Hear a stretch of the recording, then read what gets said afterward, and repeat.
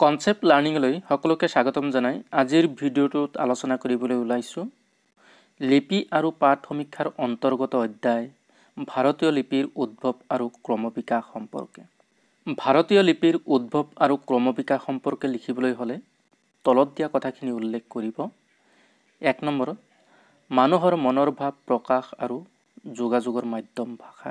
দ্বিতীয়তে উল্লেখ কৰিব মৌখিক ভাষাই লিখিত ৰূপ পৰিগ্ৰহ আৰু এই উদ্ভৱৰ দীঘলীয়া ইতিহাস আছে।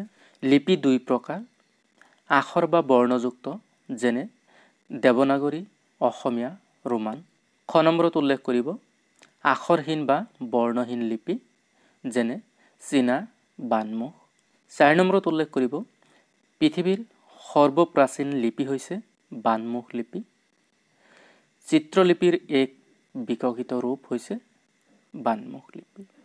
5 নম্বৰত উল্লেখ কৰিব বানমুখ লিপি ভাৱ লিপিলৈ পৰিৱৰ্তন। 6 নম্বৰত উল্লেখ কৰিব বিভিন্ন লিপিৰ বিকাশ যেনেকৈ পশ্চিম এছিয়াৰ হিত্ৰী মনুৱান চীনা জাপানী কোৰিয়া গ্ৰীক লেটিন হিন্দু লিপি ইত্যাদি। 7 নম্বৰত উল্লেখ কৰিব সিন্ধু নদীৰ উপত্যকাত মানৱ সভ্যতাৰ আৰু লিপিৰ বিকাশ হয়। 8 নম্বৰত উল্লেখ কৰিব ভাৰতীয় লিপিৰ আদি জননী হৈছে ব্ৰাহ্মী লিপি। 9 নম্বৰত উল্লেখ কৰিব অশোকৰ অনুশাসনসমূহত 2 প্ৰকাৰৰ লিপি প্ৰকাশ পাইছিল বা প্ৰচলিত আছিল। ক নম্বৰত উল্লেখ কৰিব ব্ৰাহ্মী লিপি ব্ৰহ্মৰ পৰা এই উৎপত্তি হৈছিল। ব্ৰাহ্মী লিপি বাওঁফালৰ পৰা সোঁফাললৈ লিখা হৈছিল। ভাৰতৰ অন্যান্য অঞ্চলত এই লিপিসমূহ পোৱা গৈছিলে। পোনপ্ৰথম ব্যৱহাৰ হৈছিল বৌদ্ধ ধৰ্মৰ বাণীসমূহ লিপিবদ্ধ কৰিবলৈ। ব্ৰাহ্মী লিপিৰ 2টা ৰূপ ৰাজকীয় আৰু ব্যক্তিগত বা স্থানীয়। খ নম্বৰত উল্লেখ কৰিব খৰস্তি লিপি খৰ যোগ ওষ্ঠ অৰ্থাৎ গাদৰ ওঠ বা মুখৰ পৰা উদ্ভৱ হৈছিল। খৰস্তি লিপি আৰামীয় লিপিৰ পৰা বিকাশ হৈছিলে। উত্তৰ পশ্চিম অঞ্চলত পোৱা গৈছিল এই লিপি সোঁফালৰ পৰা বাওঁফাললৈ লিখা হৈছিলে। 10 নম্বৰত উল্লেখ কৰিব কনৌজ ৰাজ হৰ্ষবৰ্ধনৰ ৰাজত্বকালত ব্ৰাহ্মী লিপিৰ অন্তিম ৰূপ দেখা পোৱা যায়। 11 নম্বৰত উল্লেখ কৰিব হৰ্ষবৰ্ধনৰ পৰৱৰ্তী কালত লিপিৰ 3টা আঞ্চলিক ৰূপ পোৱা গৈছিলে বা বিকাশ হৈছিলে শাৰদা লিপি শ্ৰীহৰ্ষ কুটিল বা সিদ্ধ মাতৃকা। শাৰদা লিপিৰ পৰা কাশ্মীৰী আৰু গৰুমুখী লিপিৰ প্ৰচলন বা উদ্ভৱ হৈছিল। শ্ৰীহৰ্ষ লিপিৰ পৰা দেৱনাগৰী আৰু নন্দীনাগৰী লিপিৰ প্ৰচলন হৈছিলে। কুটিল বা সিদ্ধ মাতৃকাৰ পৰা মৈথিলী অসমীয়া বাংলা উৰিয়া আদি লিপিৰ উদ্ভৱ হৈছিলে। এই কথাখিনি ভাৰতীয় লিপিৰ উদ্ভৱ সম্পৰ্কে লিখিবলৈ হ'লে উল্লেখ কৰিব। এতিয়া আহিছোঁ ব্ৰাহ্মী লিপিলৈ। ব্ৰাহ্মী লিপি সম্পৰ্কে লিখিবলৈ হ'লে এই কথাখিনি উল্লেখ কৰিব। 1 নম্বৰত ব্ৰহ্মৰ পৰা উৎপত্তি।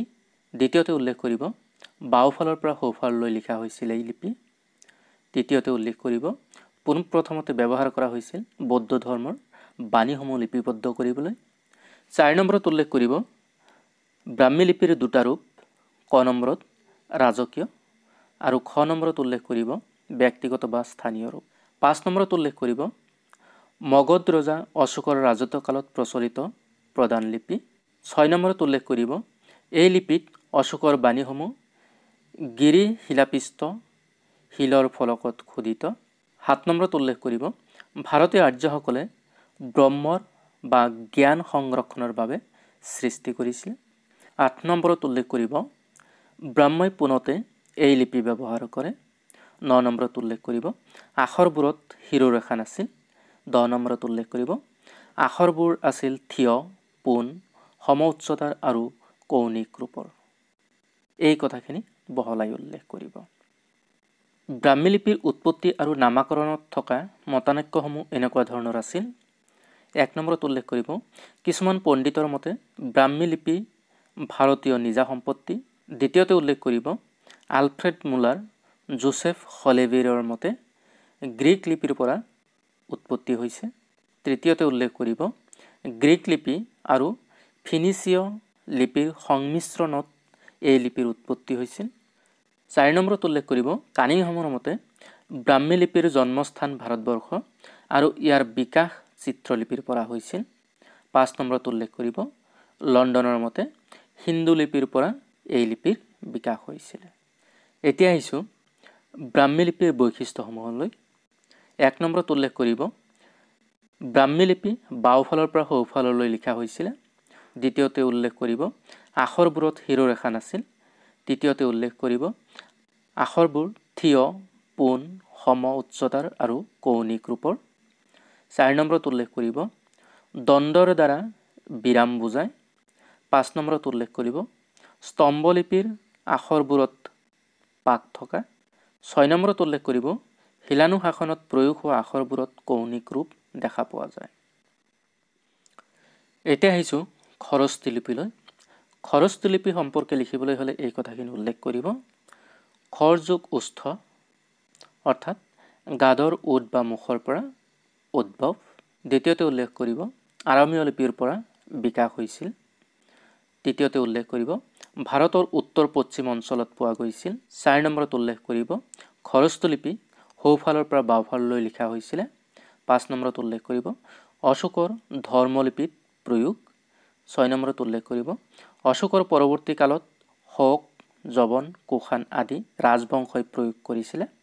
7 নম্বৰত উল্লেখ কৰিব খৰুষ্ঠ নামৰ জাতিটোৱে ব্যৱহাৰ কৰাৰ বাবে খৰস্তি লিপি নামে জনা যায়। 8 নম্বৰত উল্লেখ কৰিব জ্যোতিক্ষ সমান খ, ও সমান ত, দৈৱব্দ সমান ধ লিপি ব্যৱহাৰ কৰিছিলে। এতিয়া আহিছোঁ খৰস্তি নাম উদ্ভৱ প্ৰসংগত ভিন্ন মতসমূহ এনেকুৱা ধৰণৰ আছিল। 1 নম্বৰত উল্লেখ কৰিব কিছুমানৰ মতে খৰুষ্ঠ নামৰ জাতিটোৱে ব্যৱহাৰ কৰাৰ বাবে খৰস্তি লিপি নামে জনা যায়। দ্বিতীয়তে উল্লেখ কৰিব খৰপুষ্টৰ পৰা খৰুষ্ঠ বা খৰস্তিৰ সৃষ্টি। তৃতীয়তে উল্লেখ কৰিব আৰামীয় ভাষাত খৰুতথৰ পৰা সংস্কৃত ভাষালৈ আহি খৰস্তি হয়। 4 নম্বৰত উল্লেখ কৰিব খৰস্তিৰ উৎস হিব্ৰু ভাষাৰ খৰুশেট অৰ্থাৎ খোদাই কৰা বা লিখা। 5 নম্বৰত উল্লেখ কৰিব খৰ যোগ ওষ্ঠ অৰ্থাৎ গাদৰ ওঁঠ বা মুখৰ পৰা উদ্ভৱ হৈছিল এই লিপি। এতিয়া আহিছোঁ বানমুখ লিপিলৈ। বানমুখ লিপি সম্পৰ্কে লিখিবলৈ হ'লে তলত দিয়া কথাখিনি উল্লেখ কৰিব। 1 নম্বৰত টাইগ্ৰিছ আৰু ইউফ্ৰেটিছ এই দুখন নদীৰ সংগমস্থলীক মেছোপটেমিয়া নাম দিছিল। দ্বিতীয়তে উল্লেখ কৰিব মেছোপটেমিয়াৰ অৰ্থ দুই দেশৰ মধ্যৱৰ্তী দেশ। এই দেশৰ জনপ্ৰিয় লিপি হৈছে বানমুখ লিপি। তৃতীয়তে উল্লেখ কৰিব আদিম জননী সুমেৰ দেশ। 4 নম্বৰত উল্লেখ কৰিব চৰাইৰ পদচিহ্নৰ অনুকৰণত মাটিৰ ফলকৰ ওপৰত কাঠৰ টুকুৰা বা কঠিন পদাৰ্থৰে লিখিছিলে এই লিপি। 5 নম্বৰত উল্লেখ কৰিব বান, কাৰ, গুজৰ আকৃতিৰ আছিল এই লিপিসমূহ। সেয়ে বানমুখ কিলাক্ষৰ বা ইউনিফৰ্ম লিপি আখ্যা দিয়া হৈছিল। বানমুখ লিপিৰ ক্ৰমবিকাশ আৰু বৈশিষ্ট্য সম্পৰ্কে লিখিবলৈ হ'লে এই কথাখিনি উল্লেখ কৰিব। 1 নম্বৰত চিত্ৰলিপিৰ লেখীয়া সেয়ে তৰা, ভগৱান আৰু হৰক বুজাবলৈ তৰা চিন অংকন। তৰাটো আঠোটা বান আকৃতিৰ ৰেখাৰ সমষ্টি। দ্বিতীয়তে উল্লেখ কৰিব পিছলৈ অষ্টকোণী তৰাই দীৰ্ঘ পথালিকৈ সংযোজিত দুডাল বানমুখী ৰেখাৰ বাওঁফালে অংকিত দ্বিতীয়ডাল অনুভূমিক বানমুখী ৰেখাৰ সমষ্টি। তৃতীয়তে উল্লেখ কৰিব বানমুখ লিপি ভাৱলিপিলৈ উন্নীত হয়। তাপ আৰু দিন বুজাবলৈ সূৰ্য অংকন কৰা হয়। 4 নম্বৰত উল্লেখ কৰিব অন্তিম স্তৰ আক্ষৰিক ৰূপ পৰিগ্ৰহণ। এতিয়া আহিছোঁ হিন্দু লিপিলৈ। হিন্দু লিপি সম্পৰ্কে লিখিবলৈ হ'লে তলত দিয়া কথাখিনি উল্লেখ কৰিব। 1 নম্বৰত হিন্দু সভ্যতাই ভাৰতৰ প্ৰাচীনতম লেখন কলা যেনে হৰপ্পা আৰু মহেঞ্জোদাৰোত উদ্ধাৰ হোৱা পোৰামাটি আৰু নৰম শিলৰ মোহৰ। দ্বিতীয়তে উল্লেখ কৰিব হিন্দু লিপিৰ চিহ্নৰ দুটা ভাগ। ক নম্বৰত মৌলিক যেনে মাছ, মানুহ আদিৰ প্ৰতীক খ নম্বৰত উল্লেখ কৰিব যৌগিক, যেনে মাছ মানুহৰ আদি প্ৰতীকত আন ৰেখাৰ সংযোজন। তৃতীয়তে উল্লেখ কৰিব হিন্দু লিপি সোঁফালৰ পৰা বাওঁফাললৈ লিখা হৈছিল। 4 নম্বৰত উল্লেখ কৰিব হিন্দু লিপিৰ বহু প্ৰতীক চিহ্ন ব্ৰাহ্মী লিপিৰ মিল। 5 নম্বৰত উল্লেখ কৰিব কিছুমানে ব্ৰাহ্মী লিপিৰ প্ৰত্নৰূপ বুলি অভিহিত। 6 নম্বৰত উল্লেখ কৰিব কিছুমানৰ মতে হিন্দু লিপিৰ ভাৰতবৰ্ষত জন্ম আৰু বিকাশ হয়। 7 নম্বৰত উল্লেখ কৰিব ভাষাবিদ সুনীতি কুমাৰ চেটাৰ্জীয়ে প্ৰত্ন ব্ৰাহ্মীৰ ৰূপ বুলি অভিহিত কৰিছিল। এই কথাখিনি হিন্দু লিপিত উল্লেখ কৰিব। এতিয়া আহিছোঁ কুশান লিপিলৈ। কুশান লিপি সম্পৰ্কে লিখিবলৈ হ'লে তলত দিয়া কথাখিনি উল্লেখ কৰিব। 1 নম্বৰত খ্ৰীষ্টীয় প্ৰথম আৰু দ্বিতীয় শতিকাত ভাৰতত কুশান বংশই ৰাজ্য স্থাপন কৰে। দ্বিতীয়তে উল্লেখ কৰিব ইউচি জাতিৰ 5টা ভাগৰ এটা হৈছে কুশান। তৃতীয়তে উল্লেখ কৰিব পিছলৈ কুশান সাম্ৰাজ্য প্ৰতিষ্ঠা। 4 নম্বৰত উল্লেখ কৰিব কুশান বংশৰ ৰাজত্বকালত ব্ৰাহ্মী লিপিৰ বিকাশ। 5 নম্বৰত উল্লেখ কৰিব ব্ৰাহ্মী লিপিৰ উন্নতি আৰু পৰিৱৰ্তনৰ ফলত কুশান লিপি ৰূপে জনাজাত হয়। কুশান লিপিৰ বৈশিষ্ট্য সম্পৰ্কে লিখিবলৈ হ'লে এই কথাখিনি উল্লেখ কৰিব। 1 নম্বৰত কুশান লিপি হৈছে বেঁকা আৰু বৰ্তুল। দ্বিতীয়তে উল্লেখ কৰিব ক্ষুদ্ৰ মাত্ৰা বা শিৰোৰেখা আছে। তৃতীয়তে উল্লেখ কৰিব কিছুমান আখৰৰ শীৰ্ষস্থান ত্ৰিকোণাত্মক।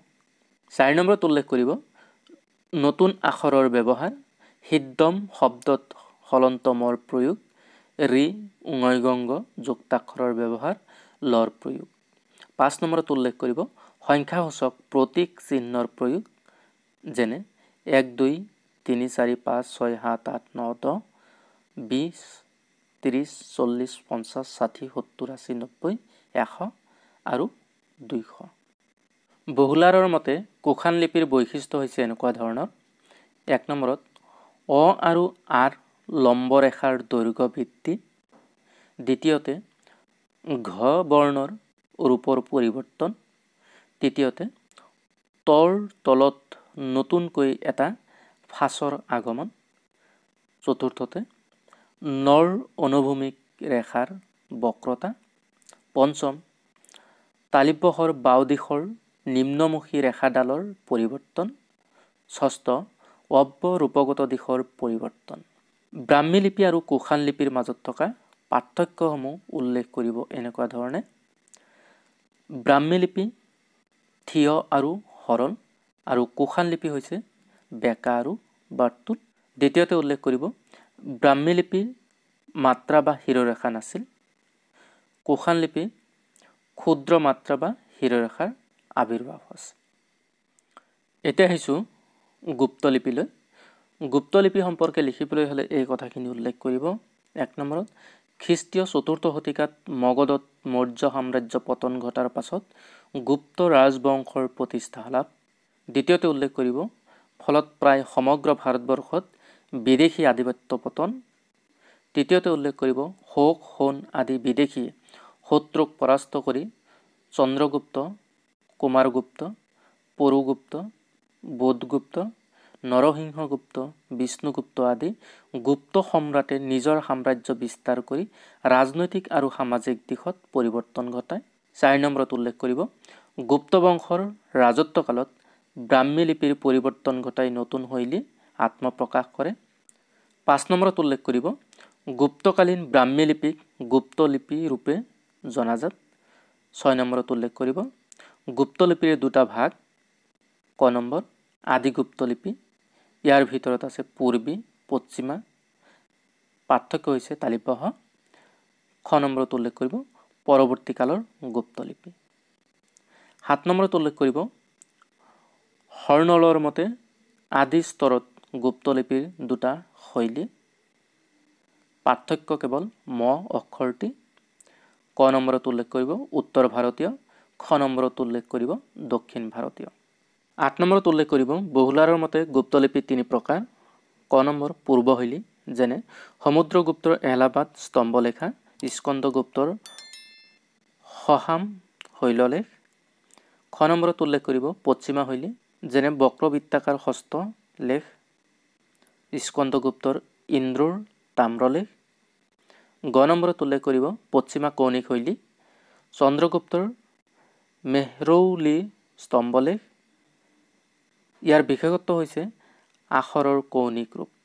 9 নম্বৰত উল্লেখ কৰিব ৰাখাল দাস বংগোপাধ্যায়ৰ মতে আদিগুপ্ত যুগৰ লিপি 4টা ভাগ, যেনে পূৰ্বী, পশ্চিমা, দক্ষিণা, মধ্য এছিয়া। পূৰ্বী আৰু পশ্চিমা শৈলীৰ মাজত পাৰ্থক্য ম, ল, তালব্য হ, দন্ত্য হ। পৰৱৰ্তী সময়ত পশ্চিমা শৈলীয়ে পূৰ্বী শৈলীক সম্পূৰ্ণৰূপে গ্ৰাস কৰে। 10 নম্বৰত উল্লেখ কৰিব আহমদ হাছান দানিনীৰ মতে আদি স্তৰৰ গুপ্তলিপিত 2টা ভাগ, যেনে উত্তৰ ভাৰতীয়, ইয়াতে আছে পূৰ্বী, মালোৱা, মথুৰা ইত্যাদি। খ নম্বৰত উল্লেখ কৰিব দক্ষিণ ভাৰতীয় লিপি। এই কথাখিনি গুপ্তলিপিত উল্লেখ কৰিব। কুটিল বা সিদ্ধ মাতৃকা লিপি সম্পৰ্কে লিখিবলৈ হ'লে বা ইয়াৰ বৈশিষ্ট্যসমূহ লিখিবলৈ হ'লে তলত দিয়া কথাখিনি উল্লেখ কৰিব। 1 নম্বৰত খ্ৰীষ্টীয় 6ষ্ঠ শতিকাৰ পৰা 10ম শতিকালৈকে উত্তৰ ভাৰতত প্ৰচলিত গুপ্তলিপিক সিদ্ধ মাতৃকা লিপি ৰূপে জনাজাত। 2 নম্বৰত উল্লেখ কৰিব এই লিপিৰ আৰম্ভণিতে উ নম সিদ্ধম লিখা আছিল বাবে ইয়াৰ নাম সিদ্ধ মাতৃকা। 3 নম্বৰত উল্লেখ কৰিব আন এটা নাম সিদ্ধম লিপি। 4 নম্বৰত উল্লেখ কৰিব প্ৰধান বৈশিষ্ট্য কলাসুলভ ৰূপ। 5 নম্বৰত উল্লেখ কৰিব প্ৰথম নিদৰ্শন উষ্ণীয় বিজয় ধাৰিণী তালপাতত হাতে লিখা পুথি। 6 নম্বৰত উল্লেখ কৰিব পণ্ডিত বুহলাৰে সূক্ষ্মকণি লিপি ৰূপে অভিহিত কৰিছিলে। 7 নম্বৰত উল্লেখ কৰিব শিৰোৰেখাত এটি নিম্নমুখী ত্ৰিকোণাত্মক। 8 নম্বৰত উল্লেখ কৰিব গজমুৰি অথবা নখমুৰি লিপি ৰূপে নামাকৰণ। 9 নম্বৰত উল্লেখ কৰিব ভেণ্ডালৰ মতে জোংমুৰি বা কাৰমুৰি লিপি বুলি অভিহিত কৰিছে। জেমছ ফ্ৰেন্সে এই লিপিক কুটিলাক্ষৰ আখ্যা দিছে। 11 নম্বৰত উল্লেখ কৰিব 3টা আঞ্চলিক ৰূপ, অৰ্থাৎ কুটিল বা সিদ্ধ মাতৃকা লিপিৰ 3টা আঞ্চলিক ৰূপ আছে। ক নম্বৰত উল্লেখ কৰিব শাৰদা বা উত্তৰ পশ্চিমা, যেনে উত্তৰ পশ্চিমাঞ্চলত ই বিকশিত হৈছিলে। খ নম্বৰত উল্লেখ কৰিব শ্ৰীহৰ্ষ বা দক্ষিণ পশ্চিমা আৰু উত্তৰ মধ্যমা, যেনে দেৱনাগৰী, নান্দিনাগৰী লিপিৰ উদ্ভৱ। গ নম্বৰত উল্লেখ কৰিব কুটিল বা পূৰ্বী, অসমীয়া, বাংলা, উৰিয়া, মৈথিলী লিপিৰ উদ্ভৱ। কুটিল লিপি বা কুটিলাক্ষৰ সম্পৰ্কে লিখিবলৈ হ'লে এই কথাখিনি উল্লেখ কৰিব। 1 নম্বৰ সোঁফালৰ লম্ব ৰেখাৰ ভিতৰ ফালে ঘূৰ খোৱা। 2 নম্বৰত উল্লেখ কৰিব অলংকৰণৰ বাবে শিৰোৰেখাত নিম্নমুখী ত্ৰিকোণাত্মক। 3 নম্বৰত উল্লেখ কৰিব স্বৰ মাত্ৰাসমূহ একাবেকা ৰূপ। 4 নম্বৰত উল্লেখ কৰিব খ্ৰীষ্টীয় 6ষ্ঠৰ পৰা 9ম শতিকালৈ উত্তৰ পূব ভাৰতত সৰ্বাধিক প্ৰয়োগ। 5 নম্বৰত উল্লেখ কৰিব কামৰূপ, নেপাল, উৰিষ্যাত ব্যৱহাৰ। 6 নম্বৰত উল্লেখ কৰিব উত্তৰ পূব ভাৰতত বিভিন্ন স্থানত প্ৰাপ্ত শৈললেখ, তাম্ৰশাসন, মুদ্ৰা আৰু হস্তলিখিত পুথিত প্ৰয়োভৰ। 7 নম্বৰত উল্লেখ কৰিব প্ৰাচীন ভাৰতীয় লিপিমালা গ্ৰন্থ মতে কুটিল লিপিত লম্ব ৰেখাৰ নিম্নাংশ বাওঁফালে ঘূৰ খাইছিল আৰু স্বৰমাত্ৰাসমূহ অধিক একাবেকা আৰু দীঘল হোৱা হেতুকে ইয়াৰ নাম কুটিল। এই কথাখিনি উল্লেখ কৰিব। প্ৰত্ন আঞ্চলিক লিপিমালাৰ ভাগ বা প্ৰকাৰ সম্পৰ্কে লিখিবলৈ হ'লে এই কথাখিনি উল্লেখ কৰিব। ব্ৰাহ্মী লিপিৰ পৰিৱৰ্তন হৈ এই লিপিৰ উদ্ভৱ আৰু বিকাশ ঘটে। আহমদ হাছান দানিনীৰ মতে 1 নম্বৰত উল্লেখ কৰিব উত্তৰ ভাৰতীয় লিপি 3টা উপভাগ, যেনে মধ্য গংগা উপত্যকা লিপি, বিহাৰ, উত্তৰ প্ৰদেশ, উৰিষ্যাত প্ৰচলিত। খ নম্বৰত উল্লেখ কৰিব পূৰ্বী ভাৰতীয়, অসম, বংগদেশ, নেপালত প্ৰচলিত। গ নম্বৰত উল্লেখ কৰিব মথুৰা বা পশ্চিম ভাৰতৰ লিপি। দ্বিতীয়তে উল্লেখ কৰিব গুজৰাট, ৰাজস্থান আৰু মধ্য ভাৰতীয় লিপি 2টা উপভাগ, যেনে ক নম্বৰ ৰাজস্থানী শৈলী মালৱাত প্ৰচলিত। খ নম্বৰত উল্লেখ কৰিব কথিয়বদী শৈলী ক্ষত্ৰপসকলৰ অভিলেখসমূহত পোৱা যায়। 3 নম্বৰত উল্লেখ কৰিব দক্ষিণী শৈলী চন্দ্ৰগুপ্তৰ উৰিষ্যাৰ উদয়গিৰিৰ গুহালেখত পোৱা যায়। 4 নম্বৰত উল্লেখ কৰিব দক্ষিণ ভাৰতীয় লিপি 3টা উপভাগ যেনে ক নম্বৰত মহীশূৰ আৰু মহাৰাষ্ট্ৰৰ লিপি ৰাষ্ট্ৰকূট চালুক্য সাতবাহন বংশৰ ৰজাসকলৰ অভিলেখসমূহত প্ৰয়োগ খ নম্বৰত উল্লেখ কৰিব অন্ধ্ৰ অঞ্চলৰ লিপি হালংকায়ন বিষ্ণু কুণ্ডিল পূৰ্বী চালুক্য গংগা বংশৰ শাসনকৰ্তাৰ লেখমালাত পোৱা যায় বা প্ৰয়োগ কৰা হৈছিল গ নম্বৰত উল্লেখ কৰিব দক্ষিণ ভাৰতৰ লিপি নৰবৰ্মনৰ মদনস্যুৰ শাসনত ব্যৱহাৰ কুটিল লিপিৰ বৈশিষ্ট্য সম্পৰ্কে লিখিবলৈ হ'লে এই কথাখিনি উল্লেখ কৰিব 1 নম্বৰত কুটিল লিপি সোঁফালৰ লম্ব ৰেখা ভিতৰ ফালে ঘূৰ খোৱা 2 নম্বৰত উল্লেখ কৰিব অলংকাৰণৰ বাবে শিৰোৰেখাত নিম্নমুখী ত্ৰিকোণাত্মক 3 নম্বৰত উল্লেখ কৰিব স্বৰ মাত্ৰাসমূহ একাবেকা ৰূপ 4 নম্বৰত উল্লেখ কৰিব খ্ৰীষ্টীয় 6ষ্ঠ পৰা 9ম শতিকালৈকে উত্তৰ পূব ভাৰতত সৰ্বাধিক প্ৰয়োগ 5 নম্বৰত উল্লেখ কৰিব কামৰূপ নেপাল উৰিষ্যাত ব্যৱহাৰ কৰা হয় 6 নম্বৰত উল্লেখ কৰিব উত্তৰ পূব ভাৰতৰ বিভিন্ন স্থানত প্ৰাপ্ত শৈললেখ তাম্ৰশাসন মুদ্ৰা আৰু হস্তলিখিত পুথিত প্ৰয়োগৰ দেখা যায় এই কথাখিনি উল্লেখ কৰিব প্ৰাদেশিক লিপিসমূহৰ ভিতৰত আছে শাৰদা নাগৰী তেলেগু কন্নড় পল্লৱ বা গ্ৰন্থী তামিল পূৰ্ব ভাৰতীয় লিপি আদি উল্লেখযোগ্য এতিয়া প্ৰাদেশিক লিপিসমূহৰ ভিতৰত শাৰদা লিপি অন্যতম শাৰদা লিপি সম্পৰ্কে লিখিবলৈ হ'লে এই কথাখিনি উল্লেখ কৰিব 1 নম্বৰত সিদ্ধমাতৃকা লিপিৰ পৰা উদ্ভৱ দ্বিতীয়তে উল্লেখ কৰিব কাশ্মীৰ আৰু উত্তৰ পশ্চিম পাঞ্জাৱত অঞ্চলত ব্যৱহাৰ 3 নম্বৰত উল্লেখ কৰিব কাশ্মীৰৰ অধিষ্ঠাত্ৰী দেৱী শাৰদাৰ নামেৰে নামকৰণ 4 নম্বৰত উল্লেখ কৰিব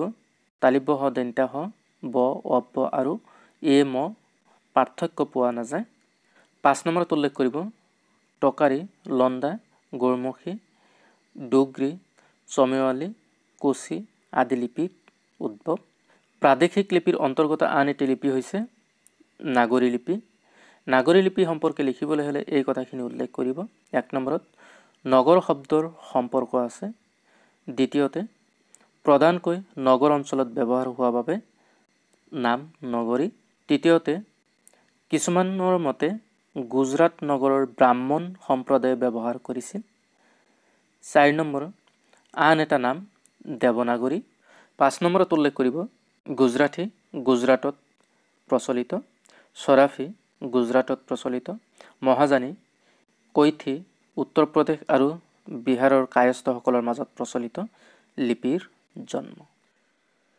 তেলেগু আৰু কন্নড় লিপি সম্পৰ্কে লিখিবলৈ হ'লে এই কথাখিনি উল্লেখ কৰিব 1 নম্বৰত দক্ষিণ ভাৰতত বিকশিত দ্বিতীয়তে উল্লেখ কৰিব প্ৰথম স্তৰত দুই লিপিৰ মাজত পাৰ্থক্য নাছিল কিন্তু পিছলৈ পাৰ্থক্য দেখা যায় 3 নম্বৰত উল্লেখ কৰিব তেলেগুৰ তুলনাত কন্নড় লিপিৰ স্বৰ মাত্ৰাৰ দৈৰ্ঘ্য কিছু বেছি আৰু আখৰবোৰ অধিক গোলাকাৰ 4 নম্বৰত উল্লেখ কৰিব তেলেগু লিপিৰ নিদৰ্শন বিষ্ণুবৰ্ধনৰ তামৰ লিপি গণপতিৰ শিলালেখ ইত্যাদি কন্নড় লিপিৰ নিদৰ্শন আছে চালুক্য বংশীয় ৰজা মংগী আৰু কীৰ্তিবৰ্মনৰ দানপত্ৰত আন এটি প্ৰাদেশিক লিপি হৈছে পল্লৱ বা গ্ৰন্থী আৰু তামিল লিপি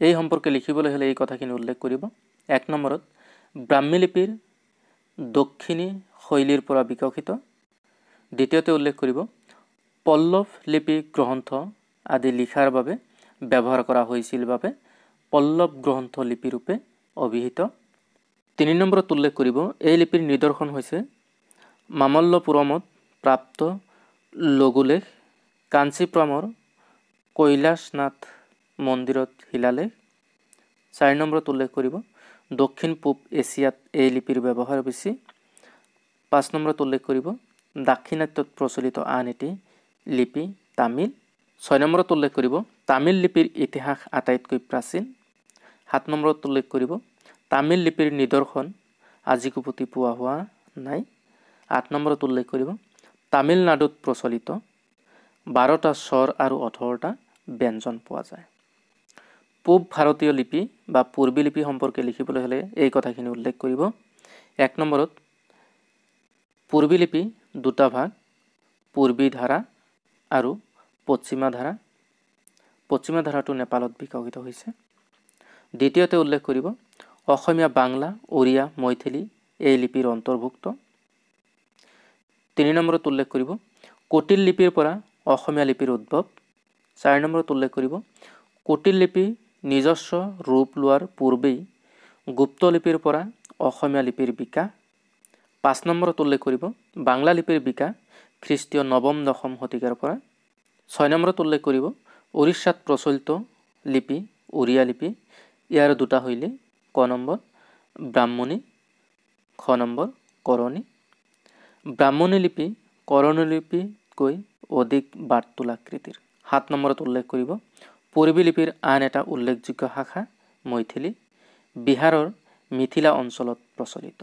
এইদৰে সংক্ষিপ্ত ৰূপত নোটছ বনাই পঢ়িলে আপোনালোকে নিশ্চয় পৰীক্ষাৰ আগত গোটেই পাঠটো দিনত 2-3 বাৰকৈ ৰিভাইজ দিবলৈ সক্ষম হ'ব। ভিডিঅ'টো কেনে পালে নিশ্চয় গঠনমূলক দিহা আৰু পৰামৰ্শৰে কমেণ্ট কৰি জনাব। চেনেলটো ছাবস্ক্ৰাইব কৰিব, লাইক কৰিব আৰু সহপাঠীৰ লগত শ্বেয়াৰ কৰিব। লিপি আৰু পাঠ সমীক্ষাৰ বিষয়ৰ গোটেইকেইটা অধ্যায়ৰ নোটছৰ PDF একেলগে আপোনালোকে ডাউনলোড কৰি ল'ব পাৰিব। ডেছক্ৰিপশ্যনত লিংক দিয়া আছে। ইয়াৰ পৰৱৰ্তী খণ্ডসমূহ চাবলৈ নাপাহৰিব। আজিলৈ সামৰিছোঁ। ধন্যবাদ।